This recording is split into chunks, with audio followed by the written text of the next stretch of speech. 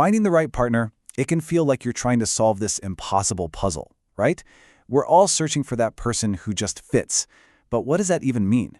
Well, today, we're going to dig into a framework that might just be the compatibility code we've all been looking for. You gotta love Clint Eastwood for this one. It's so true. Relationships can feel like they're heaven sent, but wow, they can also bring the thunder and lightning. We've all been there.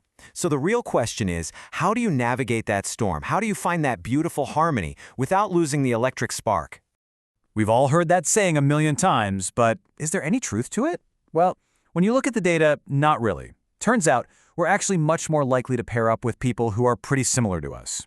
And to help us get a handle on this, we're going to explore the work of Dr. Lane Lassiter, a retired clinical psychologist who came up with this brilliant way to map out how couples. So where do we start? Dr. Lassiter says compatibility isn't some kind of random cosmic magic. Nope. He sees it more like a recipe, and it all starts with two fundamental ingredients that really define the vibe of any couple out there. Okay, ingredient number one is personality. Dr. Lassiter puts this on a simple spectrum. On one side, you've got your low-key person. Think steady, content, easygoing. They're totally cool with a chill weekend at home. Then on the other end, you have the high-strung person.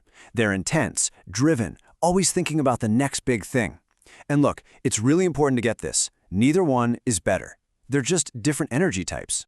So, just for a second, think about it. Where do you land? Are you more on the subdued, cooperative side of things, or are you more intense and assertive? Just knowing your own default setting is a huge first step in understanding how you show up in a relationship.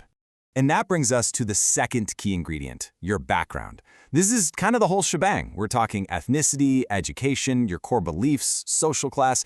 The big question here is, are you and your partner from a similar world, or are your worlds pretty different? Because that adds a whole other layer to this compatibility puzzle. Okay, so we've got our two ingredients, personality and background. Now here's where it gets really interesting. We're going to see how Dr. Lassiter combines these to basically predict the unique flavor of any relationship. So when you start to mix and match these two factors, that's personality and background, you end up with 6 core couple combinations. You can think of them as 6 unique relationship recipes, and each one has its own level of intensity and, yeah, its own potential for conflict. And here it is. This is the couple combinations matrix. It's so simple, but it's genius. So if you look on the left side, you'll see the intensity scale going from low to high. And then on the right, you see conflict, which you guessed it, also goes from low to high as you move up those steps. Let's just quickly climb this ladder. Down at the bottom, level 1, you've got 2 low-key people from similar backgrounds. Super calm, right? Very low intensity. But watch what happens as you go up. Add a different background, you're at level 2. Swap in one high-strung person, you jump to level 3. And it just keeps building all the way to the top. Level 6, 2 high-strung people from different backgrounds. That's the most intense, highest conflict combo you can get. But here's the most important thing to remember. High intensity isn't bad. I love this analogy from Dr. Lassiter. Think of a level 6 relationship like super spicy food. Some people absolutely love that heat. They thrive on it. Others, they prefer something a lot milder. The whole point is just to figure out what level of spice is right for you. But hold on, there is one more critical piece to this whole puzzle. It's not just about the type of couple you are. It's also about the balance of power and responsibility within the relationship, no matter which type you are. He calls this the overfunction/underfunction dynamic. It's this sneaky pattern where one person starts doing way too much, managing everything, making all the calls, while the other person kind of steps back and starts doing way too little. Now, a temporary imbalance, that's totally normal. Life happens, right? If your partner gets sick or loses their job, of course the other person is going to step up. The real problem starts when this becomes the default setting for the relationship. That's when it turns into this long-term, really unsatisfying pattern for both people. And you can see why this is just so toxic. The person who's overfunctioning, well, they end up feeling totally burnt out and honestly pretty resentful. And you might think the underfunctioner has it made, but no way. They often feel controlled, like they're incompetent, and they might even start to rebel. It's just a recipe for misery on both sides. So, enough with the theory. How does this all actually play out in the real world? Let's take a look at a couple of examples to see how these dynamics really work. Dr. Lassiter gets really personal here and uses his own parents as a case study. He saw them as a type 5 couple. That's two high-strung people who came from similar backgrounds. And what that meant was their relationship had this incredibly high energy, but also a lot of conflict.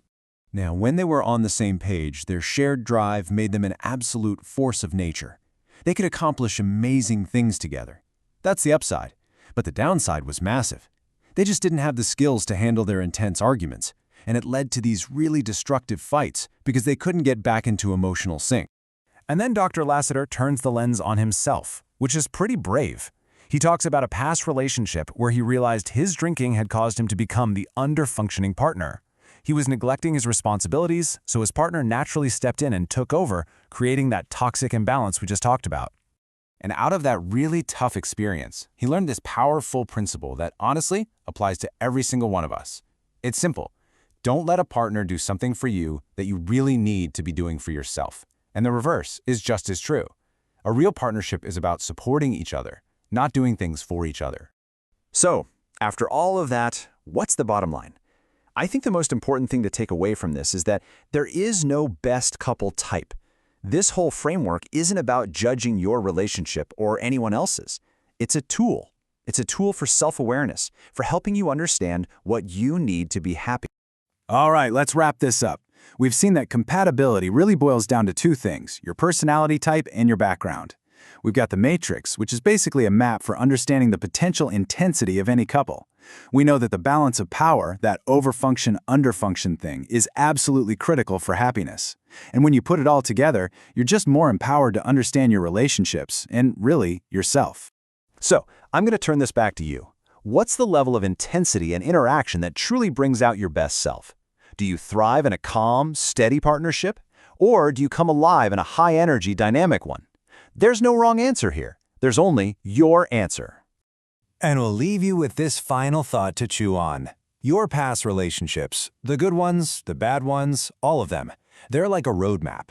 They are full of clues about what works for you and what really, really doesn't. So, if you look back, with this new framework in your mind, what is your relationship history trying to tell you?